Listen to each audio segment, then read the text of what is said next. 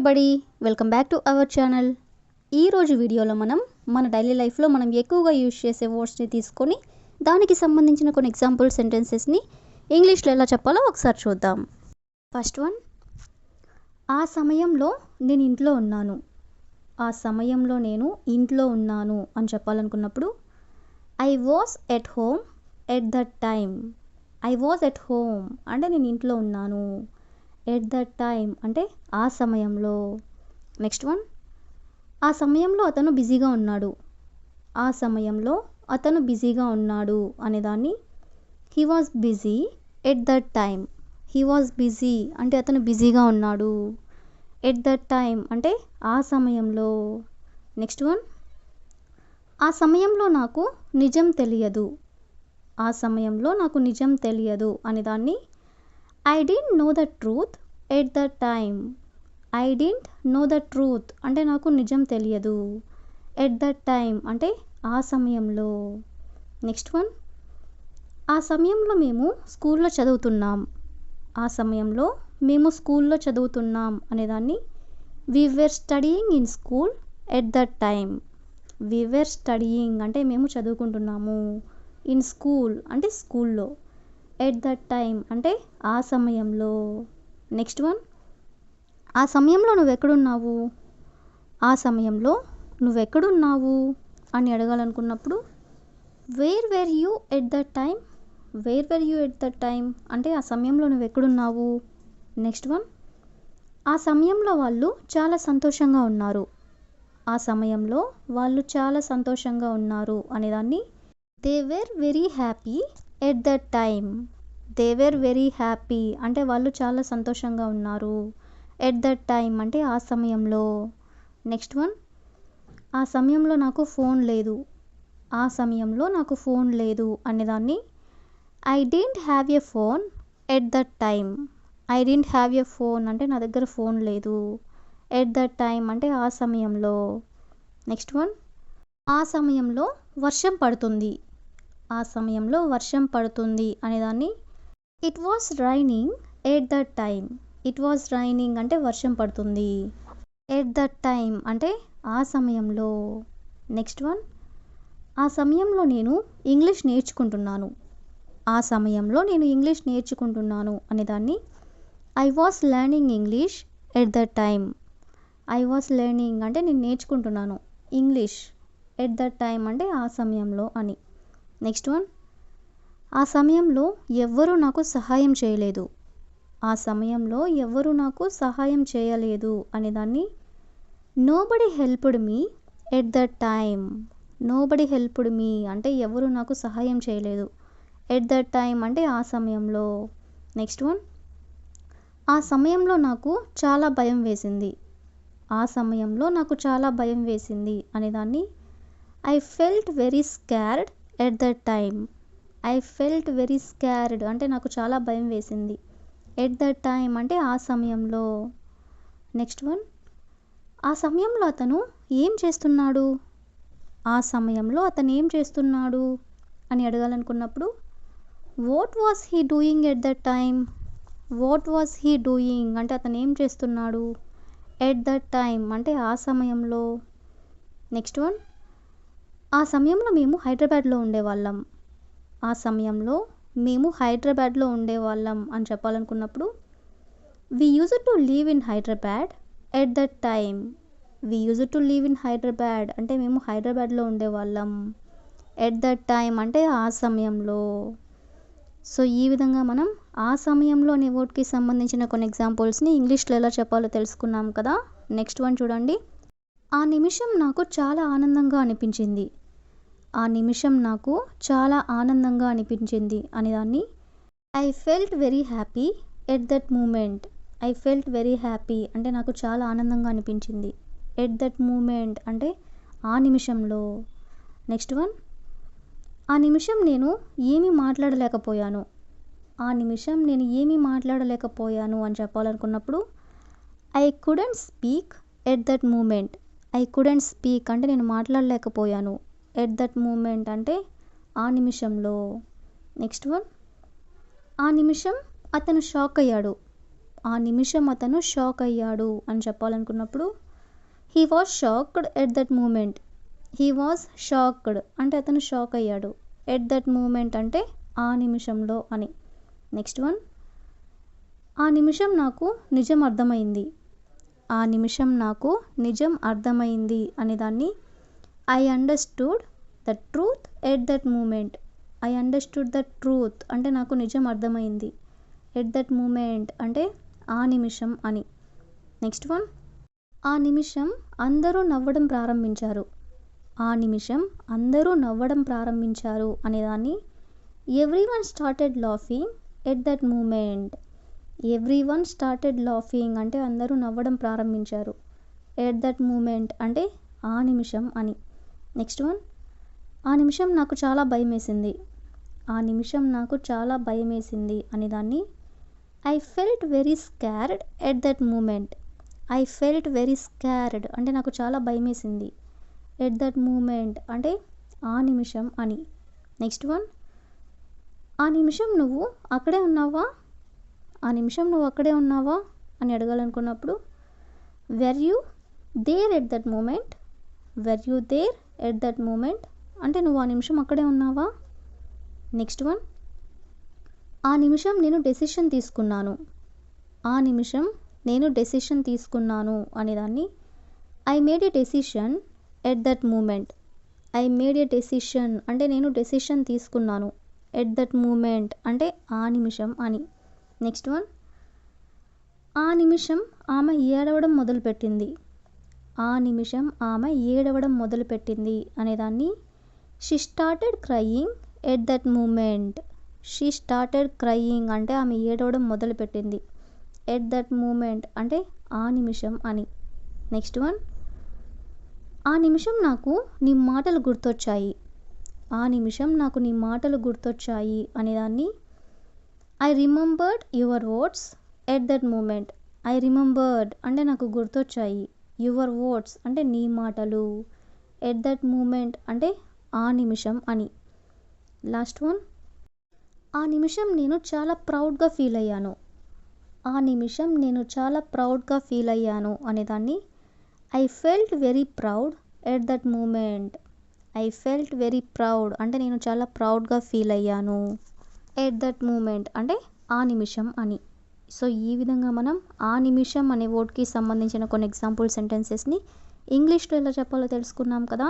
ఆ కాలంలో, ఆ కాలంలో అనే వర్డ్ని ఇంగ్లీష్లో in those days or at that time, రెండిటికి కూడా మీనింగ్ ఆ కాలంలో. ఈ వర్డ్కి సంబంధించిన కొన్ని ఎగ్జాంపుల్ సెంటెన్సెస్ని ఇంగ్లీష్లో ఎలా చెప్పాలో ఒకసారి చూద్దాం. ఫస్ట్ సెంటెన్స్, ఆ కాలంలో మాకు ఫోన్ కూడా ఉండేది కాదు.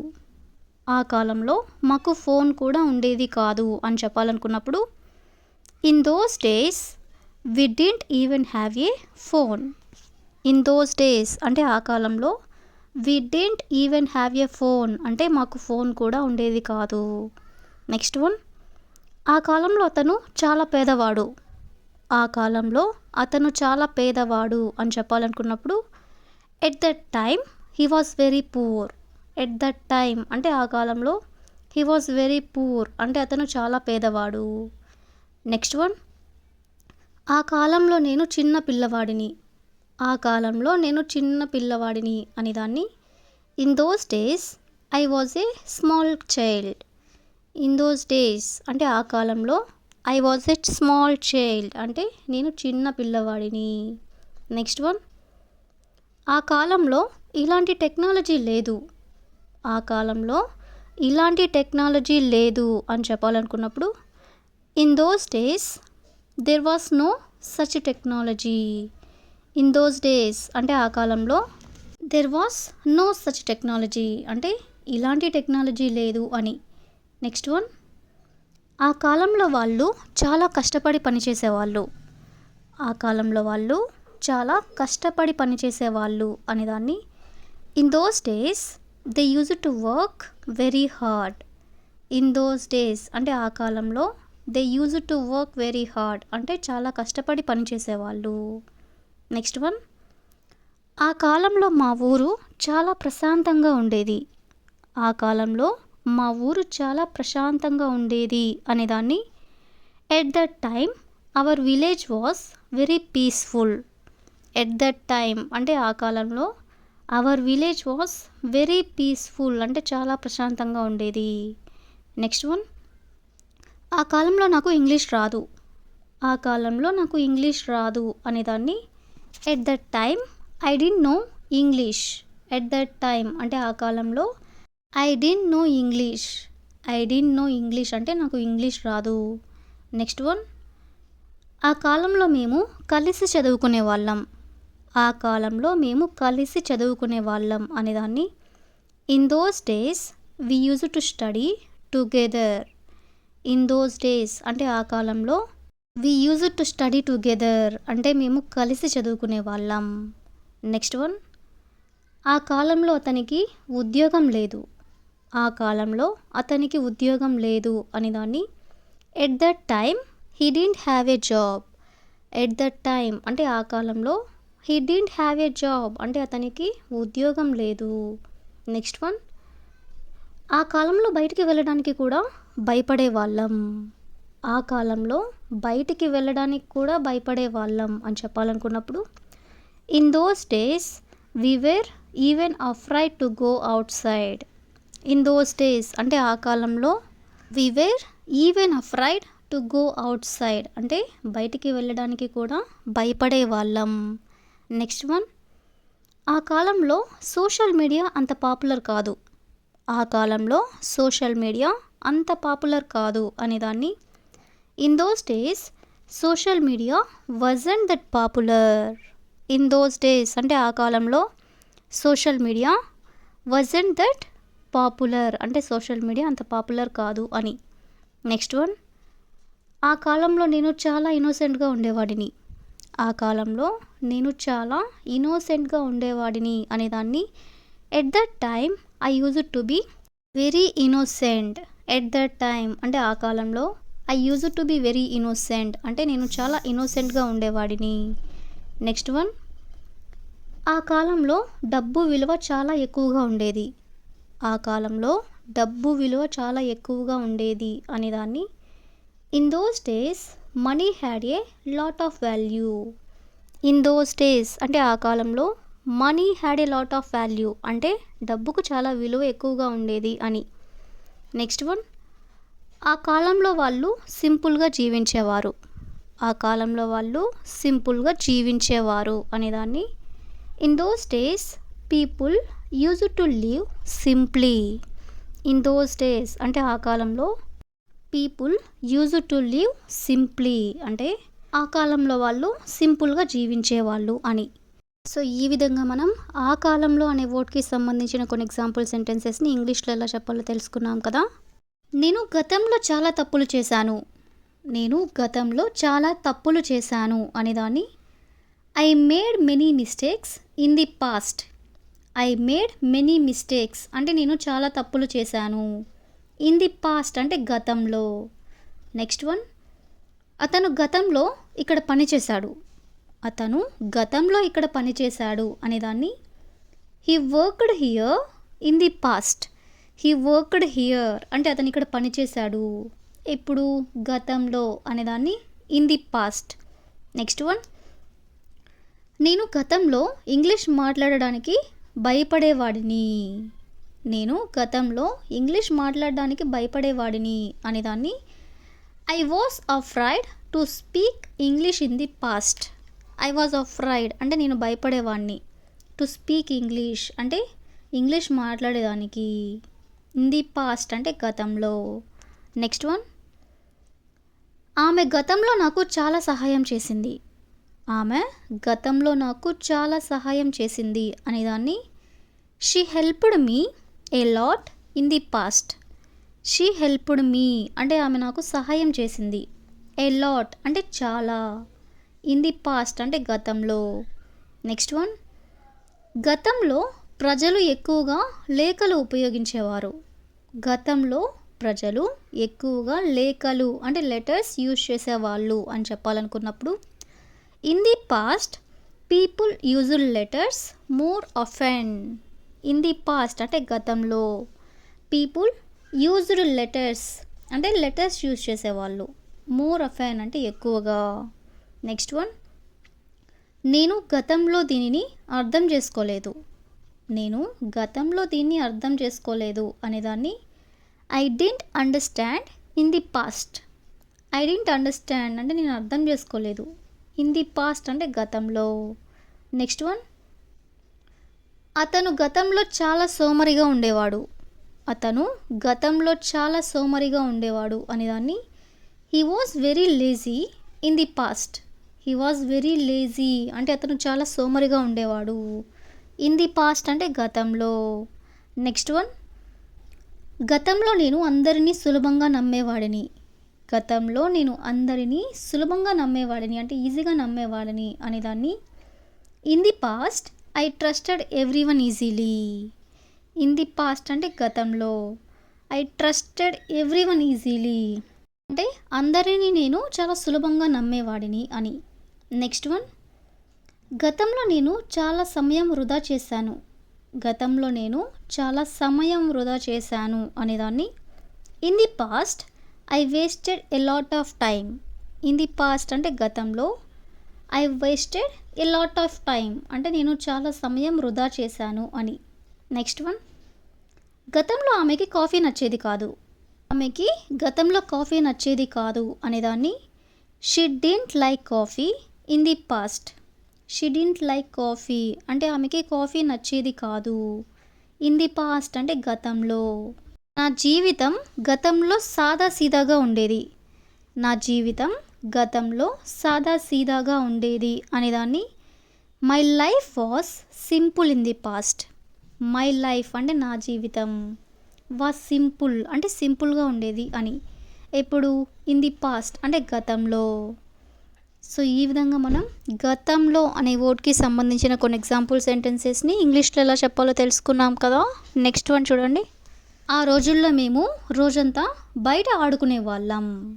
ఆ రోజుల్లో మేము రోజంతా బయట ఆడుకునే వాళ్ళం అనేదాన్ని in those days we played outside all day.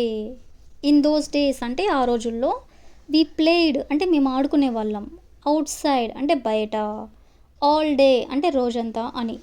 Next one, ఆ రోజుల్లో నా దగ్గర మొబైల్ ఫోన్ ఉండేది కాదు.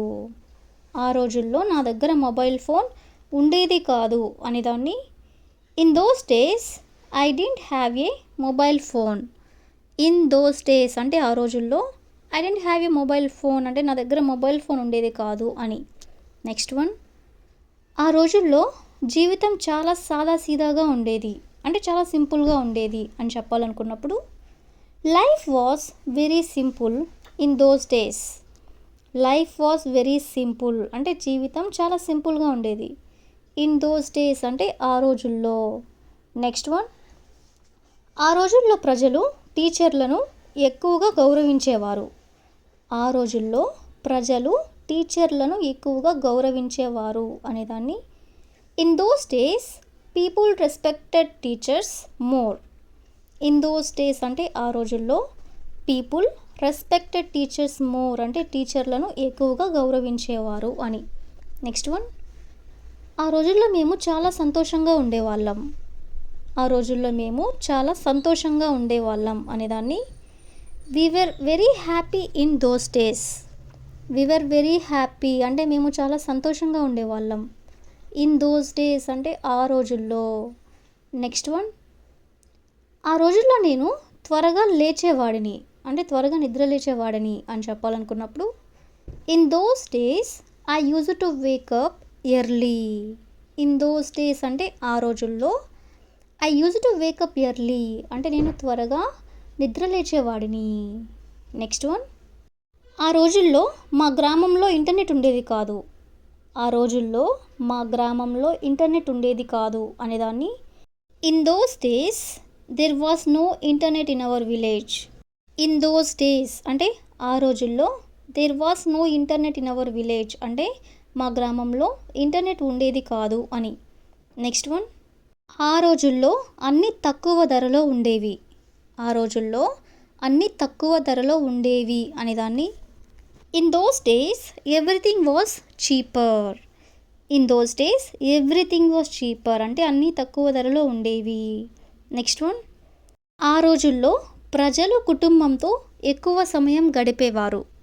ఆ రోజుల్లో ప్రజలు కుటుంబంతో ఎక్కువ సమయం గడిపేవారు అనేదాన్ని people spend more time with family in those days. People spend అంటే ప్రజలు గడిపేవారు. మోర్ టైమ్ అంటే ఎక్కువ సమయం. విత్ ఫ్యామిలీ అంటే ఫ్యామిలీతో అని. నెక్స్ట్ వన్, ఆ రోజుల్లో ఫోన్లు బదులు నోట్బుక్స్ ఉపయోగించేవాళ్ళం. ఆ రోజుల్లో ఫోన్లు బదులు నోట్బుక్స్ ఉపయోగించేవాళ్ళం అని చెప్పాలనుకున్నప్పుడు in those days we used notebooks instead of phones. In those days అంటే ఆ రోజుల్లో వి యూజ్డ్ నోట్బుక్స్ అంటే నోట్బుక్స్ ఉపయోగించేవాళ్ళం. ఇన్స్టెడ్ ఆఫ్ ఫోన్స్ అంటే ఫోన్లు బదులు అని. సో ఈ విధంగా మనం ఆ రోజుల్లో అనే వర్డ్కి సంబంధించిన కొన్ని ఎగ్జాంపుల్ సెంటెన్సెస్ని ఇంగ్లీష్లో ఎలా చెప్పాలో తెలుసుకున్నాం కదా. నీకు బుద్ధుందా, ఎందుకు ఇలా చేస్తున్నావు, నీకు బుద్ధుందా ఎందుకు ఇలా చేస్తున్నావు అని అంటూ ఉంటారు కదా. దీని ఇంగ్లీష్లో do you have any sense, why are you behaving like this.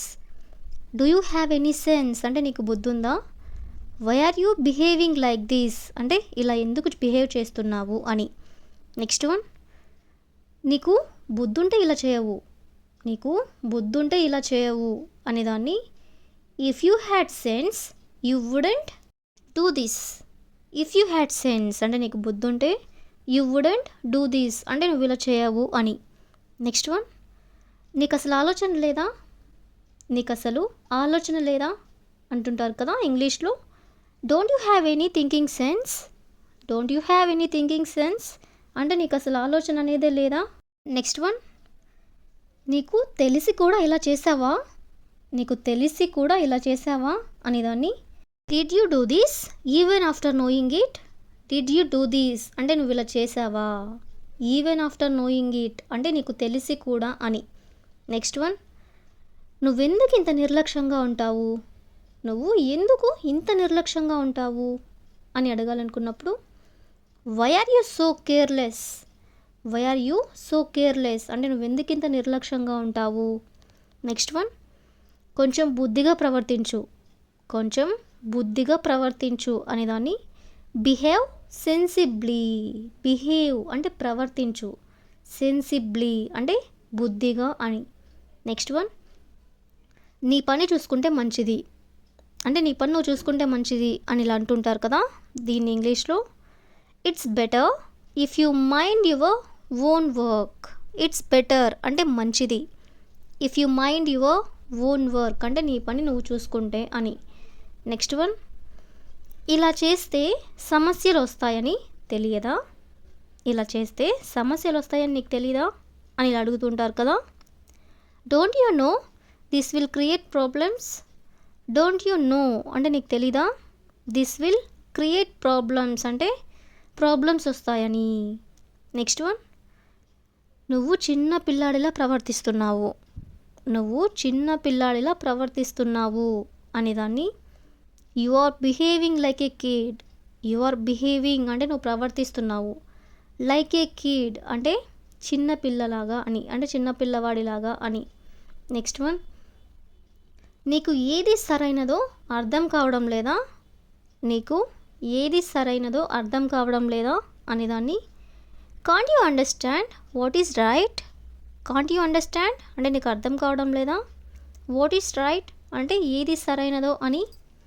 Next one, ఇలా మాట్లాడడం మంచిది కాదు, ఇలా మాట్లాడడం మంచిది కాదు అనేదాన్ని it's not good to talk like this.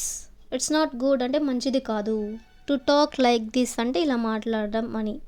Next one, ఒకసారి ఆలోచించి మాట్లాడు, ఒకసారి ఆలోచించి మాట్లాడు అని చెప్పాలనుకున్నప్పుడు think once before you speak. Think once అంటే ఒకసారి ఆలోచించు, బిఫోర్ యూ స్పీక్ అంటే నువ్వు మాట్లాడే ముందు అని. నెక్స్ట్ వన్, నీ వల్ల అందరికీ ఇబ్బంది అవుతుంది, నీ వల్ల అందరికీ ఇబ్బంది అవుతుంది అని చెప్పాలనుకున్నప్పుడు because of you every one is getting troubled. Because of you అంటే నీ వల్ల, every one is getting troubled అంటే అందరికీ ఇబ్బంది అవుతుంది. నెక్స్ట్ వన్, నీకు బాధ్యత అనే విషయం తెలియదా, నీకు బాధ్యత అనే విషయం తెలీదా అని అడగాలనుకున్నప్పుడు don't you know what responsibility is? Don't you know అంటే నీకు తెలీదా? వాట్ రెస్పాన్సిబిలిటీ ఈజ్ అంటే బాధ్యత అని. అంటే బాధ్యత అంటే ఏమిటో తెలియదా అని. నెక్స్ట్ వన్, నీకు కామన్ సెన్స్ లేదా? నీకు కామన్ సెన్స్ లేదా అని అంటుంటారు కదా దీన్ని ఇంగ్లీష్లో. Don't you have common sense? Don't you have common sense అంటే నీకు కామన్ సెన్స్ లేదా?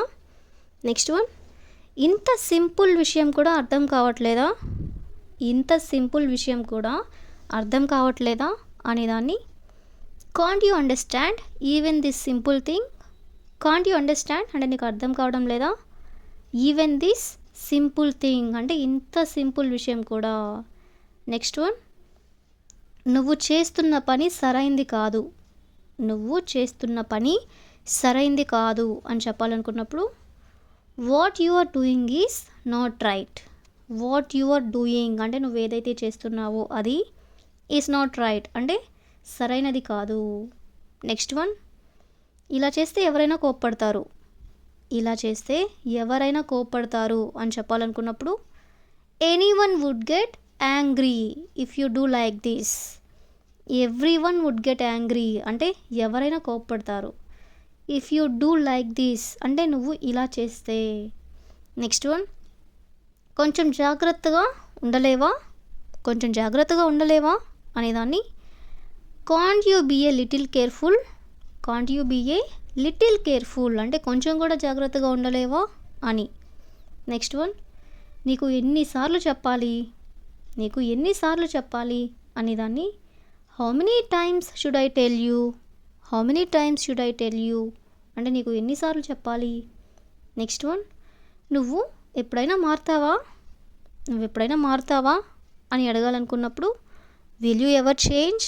విల్ యూ ఎవర్ చేంజ్ అంటే ఎప్పుడైనా మారుతావా. నెక్స్ట్ వన్, నీ తప్పు నీకే అర్థం కావట్లేదా? నీ తప్పు నీకే అర్థం కావట్లేదా అనేదాన్ని can't you realise your own mistake? Can't you realise అంటే నీకు అర్థం కావడం లేదా? యువర్ ఓన్ మిస్టేక్ అంటే నీ తప్పు నీకే అర్థం కావట్లేదా అని. నెక్స్ట్ వన్, ఇలా ప్రవర్తించడం నీకు సరిపోదు. ఇలా ప్రవర్తించడం నీకు సరిపోదు అనేదాన్ని this behaviour doesn't suit you అంటే నీకు సూట్ అవ్వట్లేదు, నీకు సరిపోదు అని. నెక్స్ట్ వన్, నువ్వు వినకుండా నీ ఇష్టం వచ్చినట్లు చేస్తున్నావు. నువ్వు వినకుండా నీ ఇష్టం వచ్చినట్లు చేస్తున్నావు అనేదాన్ని you are doing whatever you want without listening. You are doing అంటే నువ్వు చేస్తున్నావు, వాట్ ఎవర్ యూ వాంట్ అంటే నీకేం కావాలో అది, వితౌట్ లిజనింగ్ అంటే చెప్పేది వినకుండా అని. నెక్స్ట్ వన్, నీకు బాధ్యతగా ఉండడం రాదా? నీకు బాధ్యతగా ఉండడం రాదా అనేదాన్ని don't you know how to be responsible? Don't you know how to be responsible అంటే నీకు బాధ్యతగా ఉండడం రాదా? సో ఈ విధంగా మనం కొన్ని ఎగ్జాంపుల్ సెంటెన్సెస్ని ఇంగ్లీష్లో ఎలా చెప్పాలో తెలుసుకున్నాం కదా. So that's all for today. I hope you all like this video. Thank you for watching.